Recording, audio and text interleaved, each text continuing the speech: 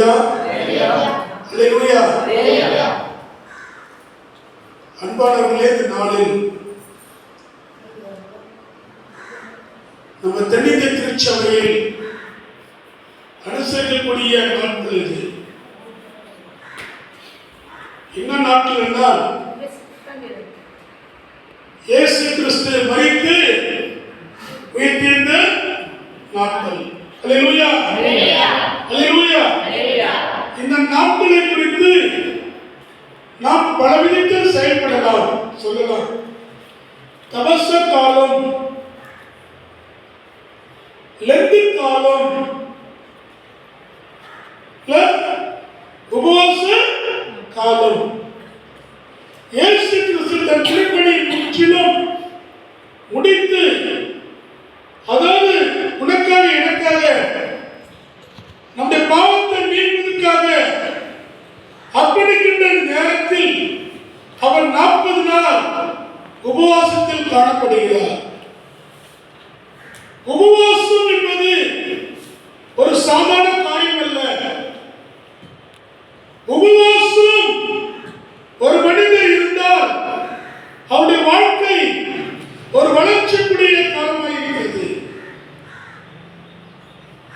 யார் யார் உபவாசத்தில் இருக்கிறார்களோ அவங்க வாழ்க்கையில நிறைவான ஆசீர்வாதத்தை பெற்றுக் கொள்ளலாம்.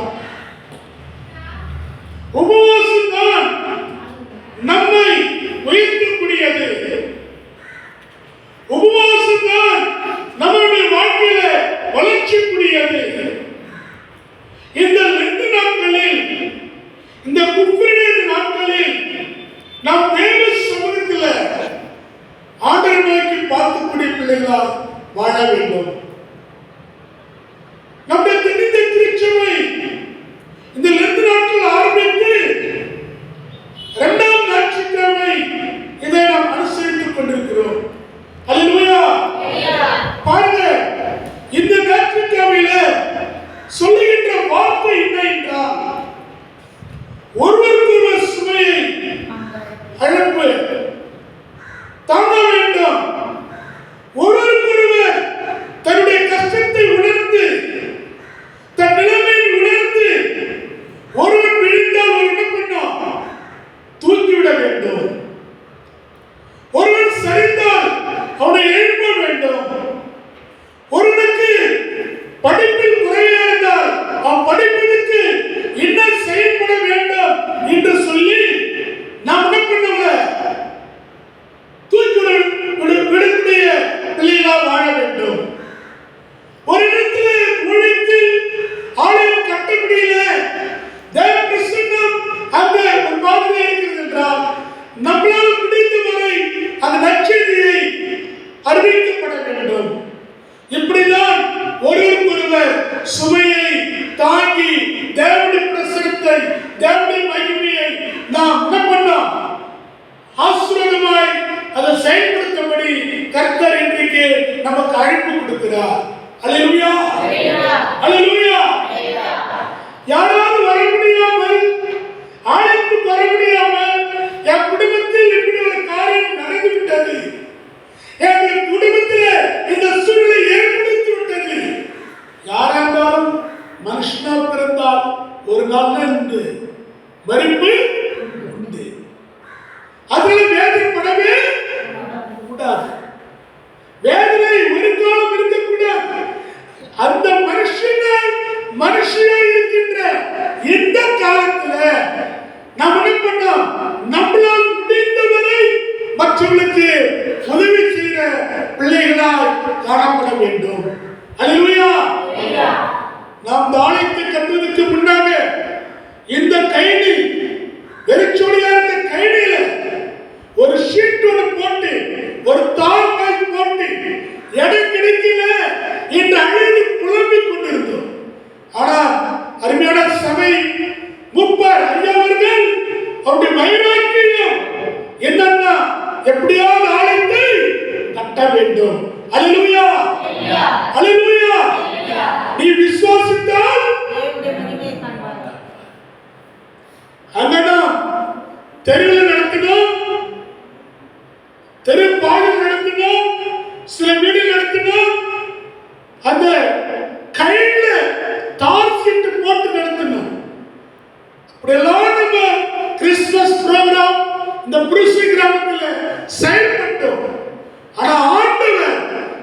பெரிய ஆயத்தை கொடுக்கிறார்கள்னா ஒருவருக்கு ஒரு என்ன பண்ணுங்க அழிந்து கொண்டார்கள்.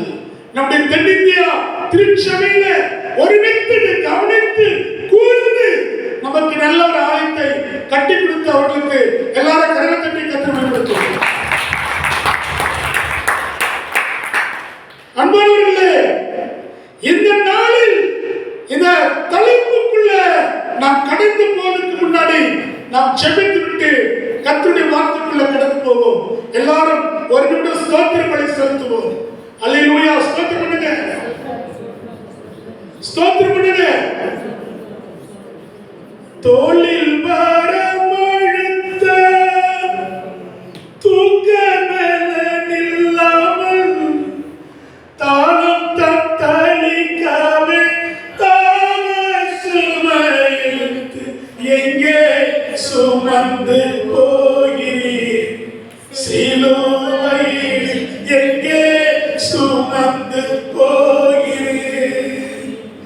எங்கே சுமந்து போகிறீர்? இந்த காணலில் உமது எங்கே சுமந்து போகிறீர்? இந்த காணலில் உமது அந்த முழுவதும் ஐயா எங்கே சுனாத எங்கே சுமந்து போகிறீர்? சிலுவையில் எங்கே சுமந்து போகிறீர்? வல்ல பேயை கொல்லவும் மரணத்தன்னை வெல்லவும், வல்ல பேயை கொல்லவும் மரணத்தன்னை வெல்லவும், எல்லாம் சேவகவும் எங்கே சுமந்து போகிறீர்? சிலுவையில் எங்கே சுமந்து போகிறீர்?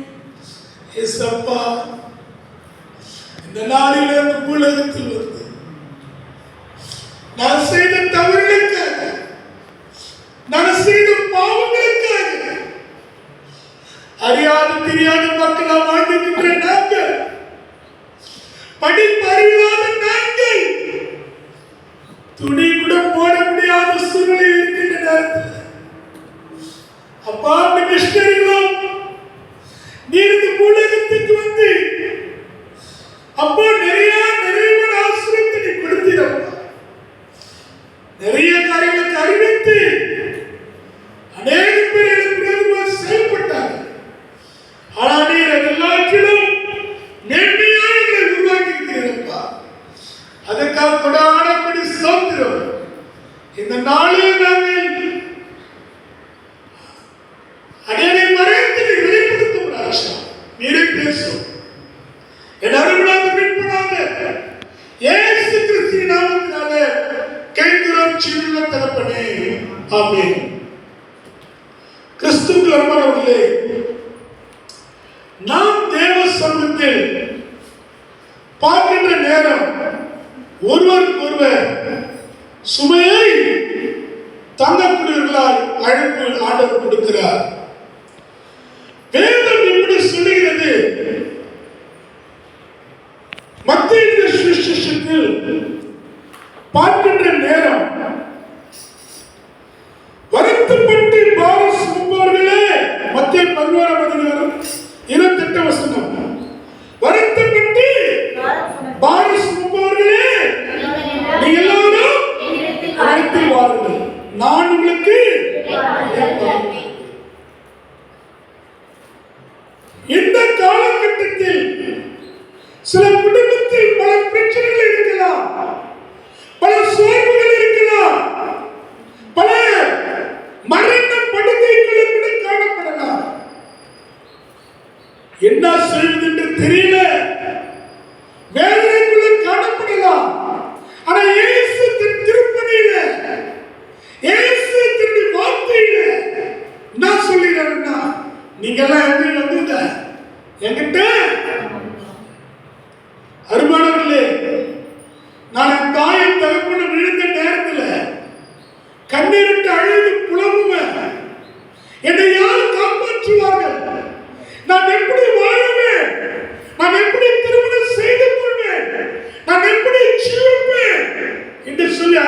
காலம் ஒரு காலம் இருந்தது.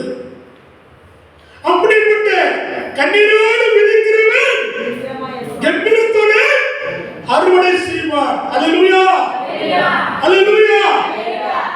அப்படி நான் வாழ்கின்ற ஒரு நாட்களிலே நான் கண்ணீரிட்டு அழுவேன். எனக்கு சுட தண்ணி கூட போட்டு கொடுத்துட்டு ஆற்றல் இல்லையே, அப்பா அம்மா எழுந்து விட்டார்களே, என்னை பார்ப்பதற்கு யாரும் இல்லையே என்று வருத்தம் எனக்குள் இருந்தது. ஆனால் என் தாய் தகப்பன்மார் எனக்கு கற்றுக் கொடுத்த பாடம், நீ ஆண்டவரை நோக்கி பாரு, இயேசு நோக்கி பாரு, உன்னுடைய சுமை, உன்னுடைய கஷ்டம், உன்னுடைய துக்கம், உன்னுடைய வேதனை கர்த்தர் அது என்ன பண்ணுவாரு, நீக்கி அற்புதம் செய்வார். அல்லேலூயா, அல்லேலூயா. அப்படிதான் அந்த கண்ணீரோடு செபித்த தேவன் நோக்கி பார்த்தேன். அப்படி பார்க்கும்போது கண்ணீரின் செபத்தை தேவன் செபத்தை கேட்டார், என் விண்ணப்பத்துக்கு பதில் கொடுத்தார். அதனாலதான் இன்றைக்கு தேவன் என்னை ஆசீர்வாதமாய் வைத்திருக்கிறார். அல்லேலூயா. வருத்தப்பட்டு பாரம் சுமப்பவர்களே, நீங்க வருத்தப்பட்டு பாரம் தோடு இருக்கிறீங்களா, கஷ்டத்தோடு இருக்கிறீங்களா, வேதனோடு இருக்கிறீங்களா, தேவ சமூகத்தில் வாங்க, தேவனுடைய ஆலயத்துக்கு வாங்க, தேவனை நோக்கி முட்டி போடுங்க. உன் பிள்ளைகளுடைய வாழ்க்கையில மாறும். நீங்க ஆலயத்துக்கு வர எங்க மாறும்? நான் வீட்டிலே ஜெபம் பண்ணிக்கிறேன்னா வீடு வேற, ஆலயம் எதுமா? வீடு வேற, ஆலயம் வேற. என்ன வரணும்? ஆலயத்துக்கு வரணும். அதான் சொல்றாரு, நீங்க எல்லாரும் என்கிட்ட வாங்க, சமாதானத்தின் தேவன் இங்கதான் இருக்கிறார். அல்லேலூயா, அல்லேலூயா. அதுதான் நீங்க எல்லாம் என்கிட்ட முட்டி போட்டு செல்லுங்க, உங்களுக்கு சமாதானத்தை நான் தருகிறேன், இளைப்பாறை நான் தருகிறேன், ஆசீர்வாதத்தை நான் கொடுக்கிறேன். இன்று கர்த்தர் நமக்கு அழைப்பு கொடுக்கிறார். அல்லேலூயா. அருமையானவர்களே, இப்படிதான் நாம் ஒவ்வொரு நாட்களிலும் ஒவ்வொரு காரியங்களும் நாம் செயல்படும் போது தேவன் நமக்கு நிறைவான ஆசீர்வாதத்தை கொடுக்கிறார். ஒரு காலத்தில் இஸ்ரவேல் ஜனங்கள், யூத மக்கள் சில அடிமைத்தனத்தில் இருந்தார்கள். இந்தியா தேசம் முதற்கொண்டு எத்தோப்பியா தேசம் வரை தேவனுடைய பிள்ளைகள் 12 கோத்திரத்தில் சில கோத்திரமார்கள் எத்தோப்பியாவில் வந்து அடிமையாக இருந்தார்கள். 102 நாடுகள் ஒரே அரசன் அரசாட்சி செய்தார். அது ஒரு பிரிவினை உருவாக்கப்பட்டது. மோர்தேக்காயை பார்த்து ஒருவன் பயங்கரமாக வஞ்சித்தான். என்ன சொல்வதுன்னு தெரியல.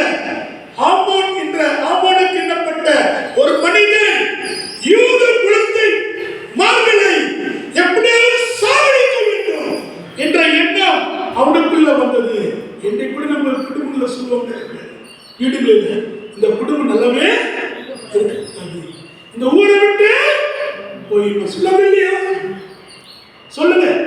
படிக்கிறவங்க கூட நம்ம நல்லா படிச்சிட்டோம்னா, இவன் ஏன் நல்லா படிக்கிறான், இவங்க அப்பா வேலை செய்யறாரு, இவங்க அம்மா வேலை செய்யறாங்க, இவன் ஹவுஸ் கீப்பிங் பையனாச்சு, இவன் கொத்தூர் பையனாச்சு, இவங்க பையன் படிக்கணும், இந்த மகன் வரணும் என்ற பொறாமை ஆவிகள் நிறைய உண்டு. அதுபோல இந்தியா முதற்கொண்டு எத்தோப்பியா தேசம் வரை ஒரே அரசன் இருந்தான். ஆகாஸ் என்ற ஒரு அரசன் இருந்தான். அந்த ஆட்சி காலத்தில் ராணியை தேர்ந்தெடுத்தாங்க. அதில் யூத குலத்து பெண் எஸ்தரை தெரிந்து கொண்டாங்க. அல்லேலூயா, அல்லேலூயா. அம்மா எஸ்தர் என்ற ராஜனுடைய அரண்மனையில் இருந்திருக்கும் போது அங்கு ஒரு குழப்பம் வந்தது. ஆமோனுக்கு எண்ணப்பட்டவன் அவர்கள் எப்படியாவது தள்ள வேண்டும், அவன் வம்சத்தை அழிக்க வேண்டும், அவன் இருக்கவே கூடாது என்று சொல்லி பயங்கரமா சட்டத்தை போட்டு விட்டான். மோர்தேக்காவுக்கு தூக்கு மரணத்தை செய்து விட்டான். கரெக்டா இந்த நேரம் தூக்கி போட வேண்டும் என்று சொல்லி குறிக்கோள் பண்ணி விட்டான். அல்லேலூயா. இன்றைக்கு நிறைய பேர் பள்ளம் கொண்டவங்க நிறைய பேர் உண்டு. எப்ப விழுவாங்க, எப்ப சாவாங்க, எப்ப போவாங்க, எப்போதான் வாழாம போவாங்க. இந்த நிறைய பேரு வாழ்க்கையில நிறைய பேரு அதை தூண்டக்கூடிய மக்கள் நிறைய பேர் உண்டு. ஆனா கர்த்தர் பெரியவர். அல்லேலூயா, அல்லேலூயா. கர்த்தர் மேல் வார்த்தை வைத்து அவர் உன்னை ஆதரிப்பார். கடவுள் மேல் பாரத்தை வைக்கணும். அருமையானவர்களே, மோத்திகா என்ன பண்ணா தெரியுமா? இஸ்ரவேல் ராஜ்ய ஆபிரகாம் தேவன், ஈசாக்கின் தேவன், யாக்கோபின் தேவன் நம்மளை கைவிடவே மாட்டார் என்று சொல்லி எஸ்தர் கிட்ட போயிட்டு ஒரு லெட்டர் அனுப்புறாரு. எஸ்தர் ராஜாத்தி, நீ போய் ராஜாக்கிட்ட பேசு. நீ ராஜாக்கிட்ட பேசும்போது ராஜா நிச்சயமாகவே நமக்கு விடுதலை கொடுப்பார் என்று சொன்னார். அருமையானவர்களே, எஸ்தர் ராஜ்யத்துக்கு போயிட்டு தேவ சமூகத்தை நல்லா கவனிங்க. எஸ்தர் ராஜ்யத்தின் படத்திலுமா எல்லாருக்கிட்ட ஒரு வார்த்தை சொன்னார். நல்லா கவனிங்க. என்ன வார்த்தை சொன்னாருன்னா, நீங்கெல்லாம் முழுகால் பண்ணிட்டு செஞ்சீங்க. 3 நாள் உபவாசத்தில் காணப்படுங்க. 3 நாள் உபவாசித்தால் கர்த்தர் பெரிய விடுதலை தருவார். அல்லேலூயா, அல்லேலூயா. இன்றைக்கு நம்முடைய பிள்ளைகளுக்காக உபவாசம் இருக்கணும். ஒருவேளையாவது உபவாசம். நம்ம மகா, நம்ம பெற்றெடுத்த பிள்ளைங்க, அவங்களுக்காக உபவாசம் இருக்கணும். இந்த லெந்து நாட்களில் நிறைய பேர் பூ வைக்க மாட்டாங்க, ஒப்பு கொடுப்பாங்க. கருத்து பார்த்து நிறைய பேர் எண்ணெய் சாப்பிட மாட்டாங்க, கறி சாப்பிட மாட்டாங்க. நிறைய பேர் பொய் சொல்ல மாட்டாங்க. நிறைய பேர் நான் ஆண்டவருக்கு ஒழுங்காக ஆலயத்துக்கு போவேன்னு நினைப்பாங்க. இப்படி பலவிதமான நோக்கங்களுடன் தேவ சமூகத்தில் வருவது உண்டு. அல்லேலூயா. ஆனா எஸ்தர் என்ன சொன்னா, எல்லாரும் உபவாசத்தில் இருந்த, எல்லாரும் உபவாசத்தில் இருந்த. நமக்கு வருத்தம் வந்து விட்டது. நம்ம யூத மக்கள் 120 நாடுகளில் எங்கே இருக்கிறார்களோ ஒரே நேரத்தில் சாக வேண்டும் என்று சொல்லி கட்டளை கொடுத்துட்டோம். யாரு? ஆமனர் கட்டளை கொடுத்துட்டோம். எல்லாத்துக்காக போயிட்டே இருக்குது. உடனே ஜபத்தில் ஆகாத காரியம் ஜபந்தான் நம்ம வாழ்க்கையில அற்புதம் நடக்கும். ஜபந்தான் முழுமைப்படுத்தி ஜெபிங்க. ஜெபிக்கும் போது நிறைவான ஆசீர்வாதத்தை கர்த்தர் கொடுப்பார். ஜபந்தான் நம்முடைய வாழ்க்கையில என்னை படிப்படியா தூக்கும். ஒரு இதயத்துல ஜபம் இல்லைன்னா அது கூரை வீடு. அது நிறைய ஆள் என்ன பண்ணும்? தங்கம். என்ன தங்கம்னா பேய் தங்கம், பிசாசு தங்கம், சூனியம் தங்கம், மந்திரம் தங்கம், குடி தங்கம், வீடி தங்கம், சிகரெட்டு, கெஞ்சா, பாட்பராத்தி எல்லாமே போட சொல்லும். எல்லாம் நம்முடைய இதயத்துக்குள்ள ஆவி பேசும். நீங்க ஆவி பரிசுத்தாவியே, நீ என்ன பண்ணலாம்? சுதந்திரமா இருக்கலாம். நீ என்ன பண்ண? வீடு குடி, சீனக்கடி, தண்ணடி நல்லா குடிச்சிட்டு போட பொருள் படுத்துனது. அப்போ உடனே இல்ல ஆவி இல்ல. ஆனா ஜபம் ஆவி உன்கிட்ட இருந்ததுன்னா நீ ஆண்டவருடைய சமூகத்துல நோக்கி பார்ப்ப. அல்லேலூயா, அல்லேலூயா. அபிஷேகத்துக்குள் நிரம்புவ. அற்புதம் நடக்கும், அதிசயம் நடக்கும். நீ பெரிய பெரிய காரியங்களை செய்வாய். அல்லேலூயா. பாருங்க, இப்படிதான் வருத்தத்தோடு இருந்த எஸ்தர் ராஜ்யத்தினுடைய அந்த நாட்களில ஆண்டவர் ஜெபத்தை கேட்டார். யூத மக்களுக்கு விடுதலை கிடைத்தது. ராஜ்யபலமாய் அந்த இவன் ஆமானுக்கு எதை விதித்தானோ அதையே அறுப்பான். ஒரு மனுஷன் நெல்லை விதித்தா தேங்காய் அரைக்க மாட்டான்.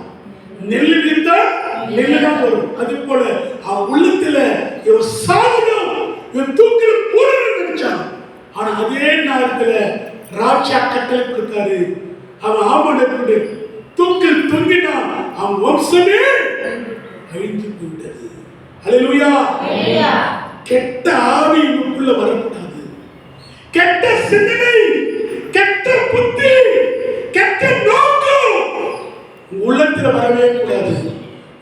நம்ம எல்லாரும் யாரு? கர்த்தருடைய பிள்ளைங்க, இயேசுடைய பிள்ளைங்க, உதவி செய்யற பிள்ளைங்க, ஆண்டவருக்காக ஒப்பு கொடுக்கிற பிள்ளைங்க. இப்படிப்பட்ட பிள்ளைகளாய் நாம் வாழ வேண்டும். அதனால்தான் இந்த லெந்து நாட்களில் ஒருவருக்கொருவர் சுமையை ஒருவருக்கொருவர் தாங்க வேண்டும். அல்லேலூயா, அல்லேலூயா. அருமையானவர்களே, மத்திய சுவிசேஷம் 6:26 அதிகாரத்தில் 46 சொல்கிறது, நீங்கள் சோதனைக்கு உட்படுத்தாதபடி விழித்திருந்து ஜெபம் பண்ணுங்கள். நம்ம என்ன பண்ணோம்? சோதனை, பல சோதனைகள் வரும், பல பிரச்சனைகள் வரும், பல கவலைகள் வரும், பல வேதனைகள் வரும். நம்ம என்ன பண்ணோம்? விழித்திருக்க வேண்டும். இந்த உபவாச நாட்கள் தான் நமக்கு நிறைவான ஆசீர்வாதத்தை கொடுக்கிற நாள். எப்படி ஒரு செடி ஒரு மாங்காய் சீசன் வரும்போது நம்ம என்ன பண்ணுவோம்? நல்ல மாங்காய் கிடைக்குமா? இந்த செடியில நல்ல பழம் கிடைக்குமா? இந்த செடி நல்ல இந்த வருஷத்துல மாங்காய் நிறைய வந்ததுன்னா, நல்ல காய் காய்க்குதுன்னா எனக்கு நிறைய பழம் கிடைக்கும் என்று நினைக்கிறோம்.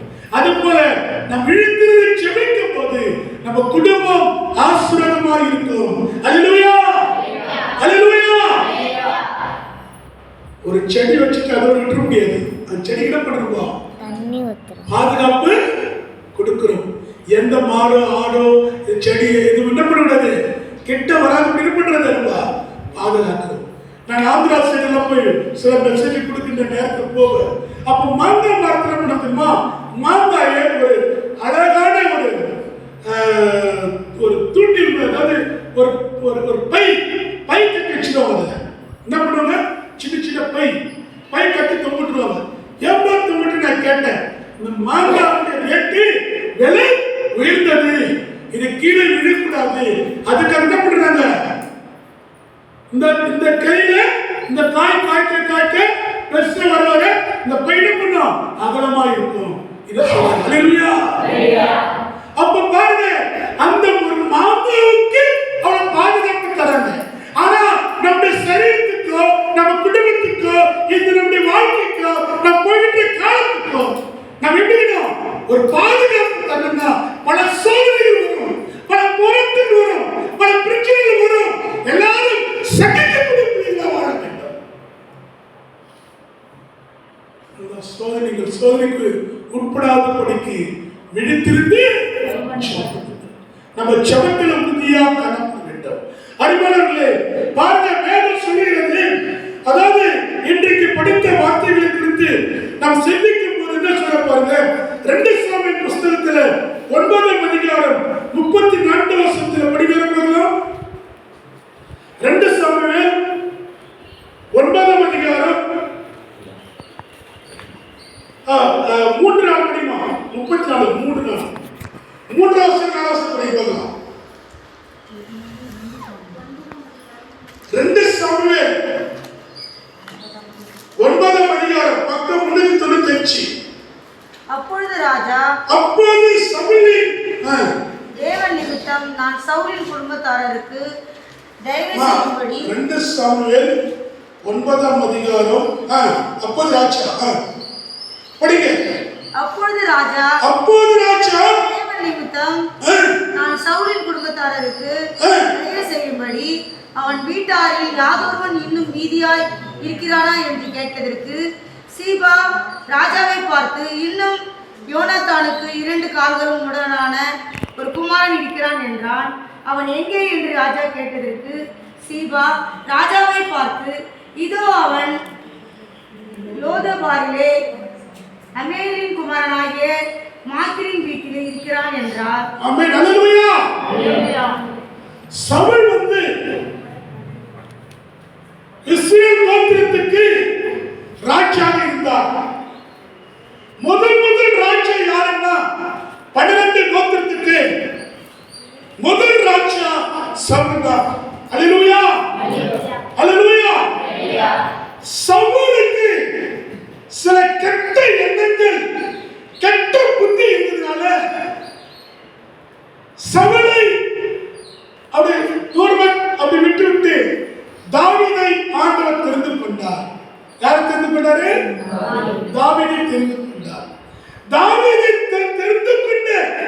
நிமித்தமாய் அப்போது என்ன ஆயிடுச்சுன்னா சவுலுக்கு ரொம்ப பொறாமை வந்து விட்டது. தாவீதை எப்படியாவது சாகடிக்க வேண்டும் என்று சொல்லி திட்டமிட்டான்.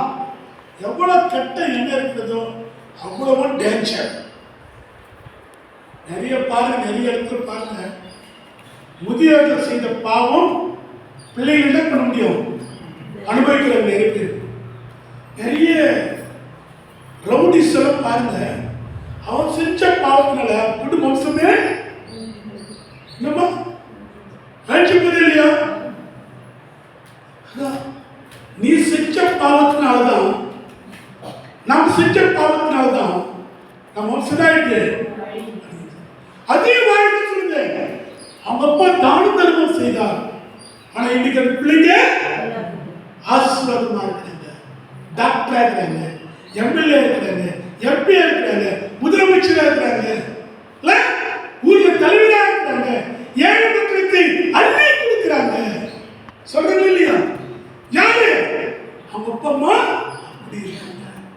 ஆனா முன்னாடி தாய் தகப்பன்மார்கள் எப்படி இருந்தாங்கன்னா குடும்பியா இருந்தாங்க, அதனால வம்சமே சொல்றாங்க நினைப்பது. அது போல சவுல் பயங்கரமான தவறு செய்தான். அபிஷேகம் பண்ணப்பட்டவரை எப்படியாவது கொலை செய்ய வேண்டும் என்று நினைத்தான். ஆனா சவுலுடைய குடும்பம் எல்லாரும் அழிந்து போனார்கள். யோனத்தான் சவுலுடைய மகன் தாவீதுக்கு உதவி செய்தார். ஒரு சின்ன உதவிதான் ஒரு நாள்ல நினைவு கூற முடியும். அல்லேலூயா, அல்லேலூயா. சவுலுடைய மகன் சவுல் வந்து எப்ப தாவீது கொல்ல வேண்டும் என்று நினைக்கிறாரோ அப்போதெல்லாம் உதவிடுவாரு. தாவீது கிட்ட வந்து யோனத்தான் சொல்லிடுவாரு, எங்க அப்பா உன்னை சாகடிக்க பார்க்கிறாரு, நீ கொஞ்சம் என்ன பண்ணு, ஒதுங்கி நில்லு. அல்லேலூயா. இப்படி சொல்லும் போது சவுலுக்கு தாவீதுக்கு ஒரு எண்ணம் இருந்தது. ஒரு காலத்தில் நான் அரசாளும் போது யோனத்தானுடைய குடும்பத்தை எப்படியாவது சந்திக்க வேண்டும், உயர்த்த வேண்டும் என்று சொல்லி ஒரு எண்ணம் இருந்தது. அல்லேலூயா. பாருங்க, சவுல் மரித்து விட்டார், யோனத்தான் மரித்து விட்டார், எல்லாரும் மரித்து விட்டார்கள். ஆனா யோனத்தானுடைய மகன் மாற்றத்தினாலேயாக இருக்கிறான். ரெண்டு கால்களும் போய்விட்டது. யாரோ ஒரு வீட்டில் அவன் குடும்பம் இருக்கிறான், என்ன செய்து தெரியல. அப்பதான் ராஜ்யப்படியில் உட்கார்ந்து அவன் விசாரிக்கிறான். என்ன பண்றான்? விசாரிக்கிறான். என்ன விசாரிக்கிறான்? எனக்கு விரோதமாக எழுப்பப்பட்ட சவுலுடைய குடும்பத்துல யோனத்தான் இருந்தா அவன் பிள்ளைகளை யாராவது இருக்கிறாங்களா? விசாரிப்பு. அந்த பாசம் உப்பிட்டவரே உள்ளவரே நினை மனசுக்குள்ள நினைக்கிறியா? ஒருவேளை சோறு கொடுத்து என்ன பண்ணோம், நீ வாழ்க்கையை நினைக்கணும், 10 ரூபாய் கொடுத்தவர்களை எப்படி நினைக்கணும்? அல்லேலூயா. ஒரு நாள் ஒரு ராஜா ஒரு வாலிப பருவத்துல அவர் போய் கொண்டிருந்தார். போய் கொண்டிருக்கும் போது திடீர்னு அவருக்கு பசி எடுத்துச்சு. பசி எடுக்கும் போது ஒரு வீட்டுல பார்த்து அந்த அம்மா பார்த்து, அம்மா பசி எடுக்குதுமான்னு கேட்டாங்க. ஒரு வேஷம் போட்டு போனாங்க. அந்த அம்மா உடனே ஓடி போய் நல்ல பால் காய்ச்சி சாப்பாடு கொடுத்து ஆதாரத்தை கொடுத்து மன மகிழ்ச்சியா பார்த்து பசின்னு சொல்லிட்டோமா சாப்பிட்டு போகணும் போயிட்டாராம். ஒரு நாள் ஒரு காலம் கடந்து போய்விட்டது. இந்த அம்மாவுக்கு ஒரு வேலை வந்து 30 லட்சம் ரூபாய் கட்ட வேண்டும். ஹாஸ்பிட்டல்ல என்ன செய்யுது தெரியல, கலங்கி இருக்கிறாங்க. அப்போது அவர் பார்த்தாரா, அந்த மனுஷன் பார்த்தாரா, அதே இடத்துல டாக்டர் இருக்கிறாரா. அந்த மகளை பார்த்து அந்த அம்மாவை பார்த்துட்டு போய் கட்டத்துக்கு முன்னாடி போய் பார்த்தா அந்த அம்மாவுடைய அந்த 30 லட்சம் ரூபாயோ யாரோ ஒருவர் கட்டி விட்டார். அல்லேலூயா. என்னன்னா அப்ப அவர் சொன்னாராம், நான் இடத்துக்கு போகும்போது சோதித்து பார்த்தேன், நீங்க அன்பா நேசித்தீங்க, அந்த ஒரு ஆதாரம் தான் இன்றைக்கு உங்களுக்கு 30 லட்சம் ரூபாய் நான் கட்டினேன். அல்லேலூயா. அன்பானவர்களே, நம்ம எதை விதைக்கிறோமோ அதையே நம்ம அறுவடை செய்வோம். நம்ம ஒரு டம்ளர் தண்ணி கொடுத்து போனா கத்தருக்கு 10 டம்ளர் தண்ணி கொடுப்பார். பாருங்க, அதனால்தான் யோனத்தான் முழு மனதோடு கூட முடங்கின மனிதன், பாதிக்கப்பட்ட மனிதன், சூழ்நிலை எப்படி வாழும் என்று பதறி பதறி அழுது கொண்டிருந்த யோனத்தானுடைய மகன் தாவீதுக்கு சந்திக்கிறார். சந்தித்த மாத்திரத்திலேயே ஆண்டவர் அற்புதம் செய்தார். மனம் விரைகிறார்.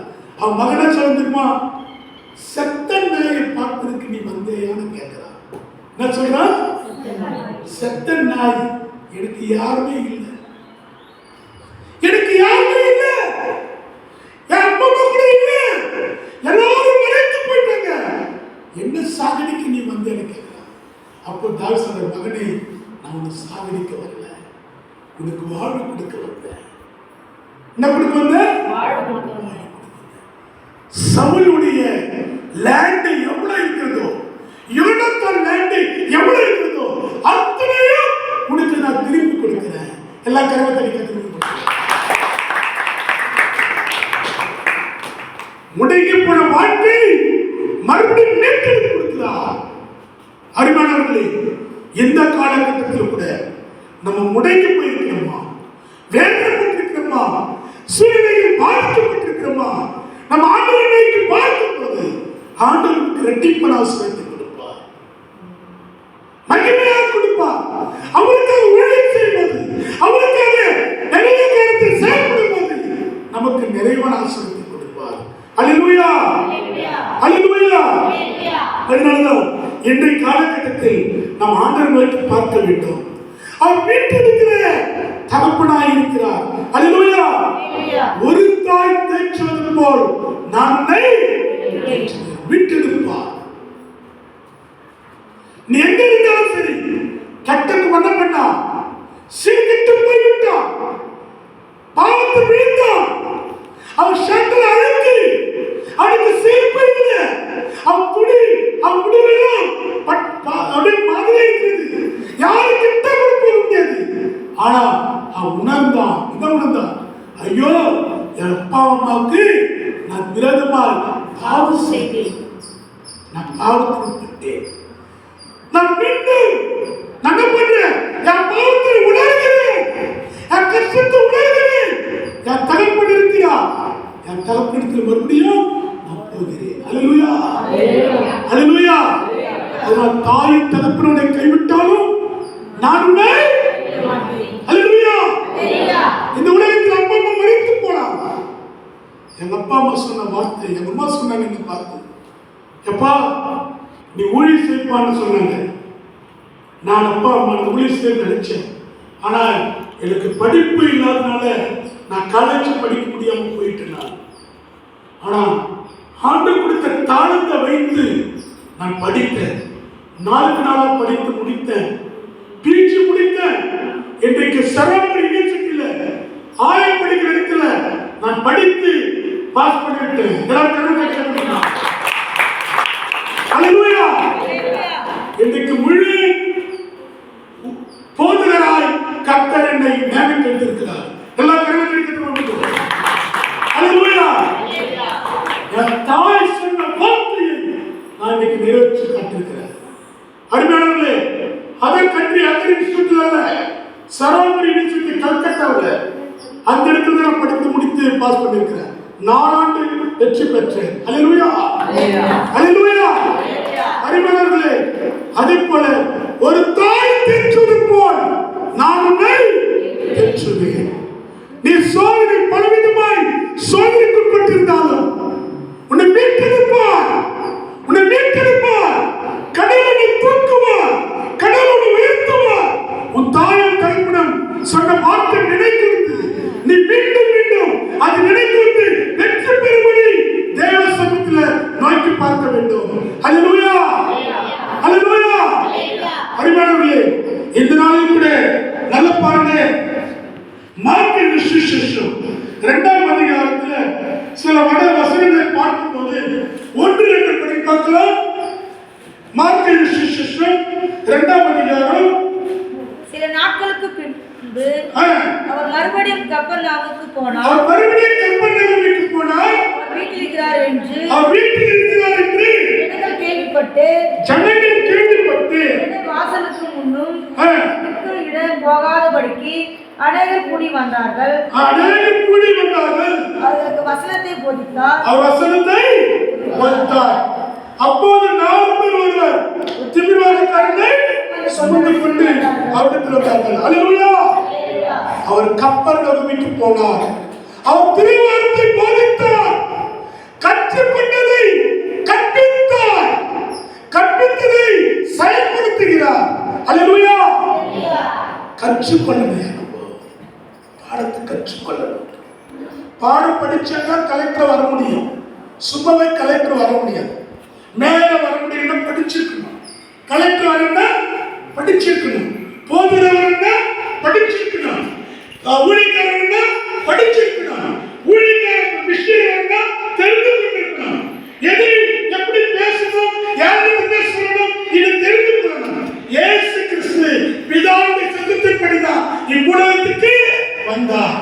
அவர் கற்றுக்கொண்டார். எபிரேய பாஷையில பல மொழிகளில கற்றுக்கொண்டார். கற்றுக்கொண்டு அவர் போதிக்க ஆரம்பித்தார்.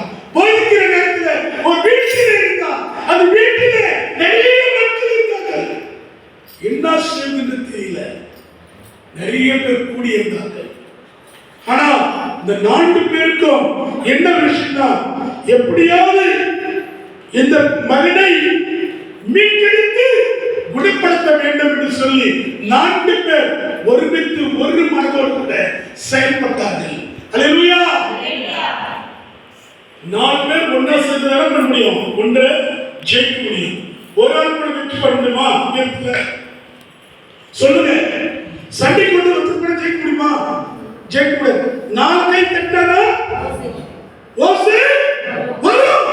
அது போலதான் அந்த 4 பேர் ஒன்று சேர்ந்து படுத்து படுக்கையாயிருந்த ஒரு மனிதனுடைய வாழ்க்கை மாற வேண்டும் என்றால் இயேசு விடுதலை கொடுக்கிற நாயகன், இயேசு அற்புத செய்கிற நாயகன், அப்படிப்பட்ட ரட்சகர் அண்டையில கொண்டு போலான்னு சொல்லி அவர் கப்பர்நகூமுக்கு வந்தவர் ஒரு வீட்டில் இருக்கிறார். போதித்துக் கொண்டிருக்கிறார். எப்படி போகுதுன்னு தெரியல. ஜனங்கள் நிறைய இருக்கிறாங்க. ஆலோசனை இல்லாத இடம், சீர்கெட்டு போன இடம். அல்லேலூயா. அல்லேலூயா. ஆலோசனை இல்லாத இடம், சீர்கெட்டு போன இடம். உன் தாயும் தகப்பனுடைய வார்த்தைக்கு கீழ்ப்படியணும். அந்த வீட்டுக்கு போவதுக்கு போகக்கூடாது. பெண் பிள்ளைகளாம் அங்க நிற்க கூடாது. நான் நிற்பேன், நான் இருப்பேன், நான் செய்வேன் என்று சொன்னாயிடும். அங்க சீர்கெட்டு தான் ஒன்றும் பண்ண முடியும். எதை விதித்தாயோ அப்பமா சொல்லி சொல்லி தப்பாங்க. புள்ளியே பெற்றுட்டோம், பொண்ணை பெற்றுட்டோம், நம்ம என்ன பண்ண முடியும்? சாகடிக்க முடியும். சரி, எப்படியே சீர்கெட்டு போய் ஒரு தாழ்த்தல் வார்த்தைக்கு கீழ்ப்படிந்தாங்கன்னா அவன் நல்ல வாழ முடியும், நல்லா இருக்க முடியும். அல்லேலூயா. அல்லேலூயா.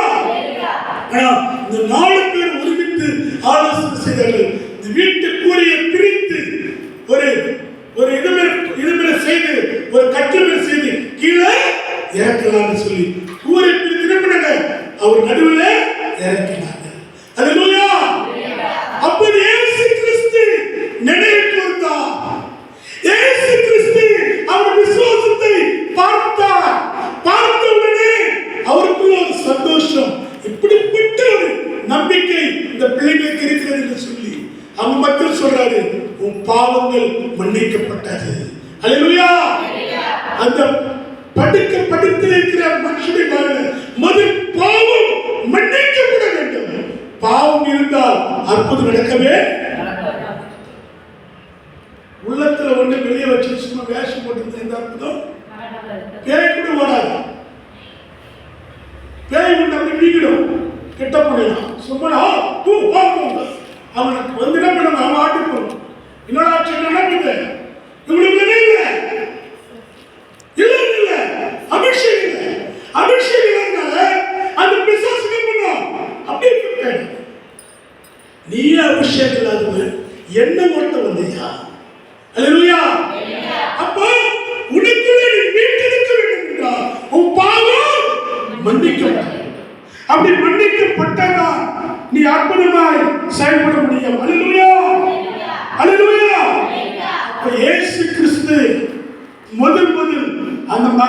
பார்த்து உன் பாவம் மன்னிக்கப்பட்டது. அப்ப அவங்கள கேட்கிறாங்க, வேதப்பார்கள் பரிசுகள் கேட்கிறாங்க, கேட்கிறாங்க, நீ தச்சனுடைய மகனாச்சு, நீ எப்படி மன்னிக்கலாம் சொல்லலாம் பாவம்? போப்பாண்டவர் ஒரு சட்டத்தை எழுதினார். முதல் அரசாட்சி ரோமனுடைய அரசாட்சி இயேசு கிறிஸ்து வாழ்ந்த காலத்தில் அப்படியே வாழ்ந்து கொண்டு வருகின்ற நாட்கள்ல, ஆண்டாண்ட வருகின்ற நாட்கள்ல போப்பாண்டவர் என்று கொடுத்தா உன் பாவம் மன்னிக்கப்பட்டது, அப்படி பரலோகத்துக்கு போகலாம். நான் சொல்லிட்டாரு, நான் பாதிரிய, நான் தான் பிஷப், நான் தான் போப், நான் லெட்டர் கொடுத்துட்டேன்னா உன் பாவம். இதை பார்த்தா யாரும் மாற்றி என்னடா உபதேசம் தருமாறு போய் கொண்டிருந்த இவரு கொடுத்துட்டாரு பாவம் மன்னிக்கப்பட்டதா? ஏன் சொன்னதா பாவங்கள் மன்னிக்கப்படும்? அவர் சொன்னது மன்னிக்க முடியும். மனுஷகுமாரன் பாவத்தை போக்குவதற்கு தான் இவ்வுலகத்துக்கு வந்தார். அல்லேலூயா, அல்லேலூயா. இந்த பாவங்கள் மன்னிக்கப்பட வேண்டும் என்றால் மனுஷகுமாரனுக்கு ஒரே மதம் தான் உண்டு, அவர்தான் இயேசு. அல்லேலூயா, அல்லேலூயா. அதனால்தான் இயேசு போப்பாண்டவர் கொடுத்தது பொய், போப்பாண்டவர் கொடுத்தது பொய். 1000 ரூபாய், 2000, 5000, 10,000, 50,000, 1 லட்சம், 2 லட்சம் வியாபாரம் போச்சு. உடனே எல்லாம் பயன்பட்டது. மாற்றிட்டு சொன்னாரு, இயேசு மாத்திரம்தான் பாவம் மன்னிப்பார், நம்மெல்லாம் கொடுத்து பாவம் நீக்க முடியும்னு சொல்லி அதுல இருந்து பிரிஞ்சுதான் லுத்திரன் தான் சிஎஸ்ஐ. அல்லேலூயா, அல்லேலூயா. அருமையானவர்களே, இயேசு கிறிஸ்து சொன்னாரு, முதல்ல தமிழர்களுடைய பாவத்தை மன்னித்தார், இரண்டாவது உன் படுக்கை எடுத்துக்கொண்டு நகை சொன்னார். அல்லேலூயா. கிறிஸ்துவுக்குள் பிரியமானவர்களே, இந்த பிள்ளைகளுடைய வாழ்வு இந்த 4 பேரும் ஒருங்கிணைந்து செயல்பட்டதுனால ஒருவருக்கு ஒரு சுமையை தாங்கி இந்த பாதிக்கப்பட்ட தீவிரவாதக்காரர்களை கொண்டு வந்து நடுவில் நிறுத்தினார்கள், ஊரை பிரித்து நிறுத்தினார்கள். கர்த்தர் அற்புதம் செய்தார். அல்லேலூயா.